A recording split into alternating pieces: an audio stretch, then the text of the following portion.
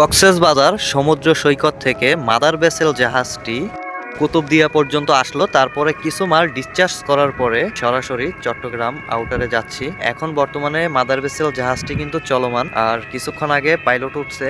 আর বর্তমানে আমরা কিন্তু কক্সবাজার ডিভিশনের ভিতরে চলে আসছি, আর ঘন্টা 2 থেকে 3 লাগবে চট্টগ্রাম আউটারে যেতে। এখনো কিন্তু বর্তমানে আমরা কুতুবদিয়া এরিয়ার ভিতরে আছি। অলরেডি কক্সবাজার সমুদ্র সৈকত পার হয়ে কুতুবদিয়ার ভিতরে আছি, চট্টগ্রামের আউটারের ভিতরে ঢুকবো।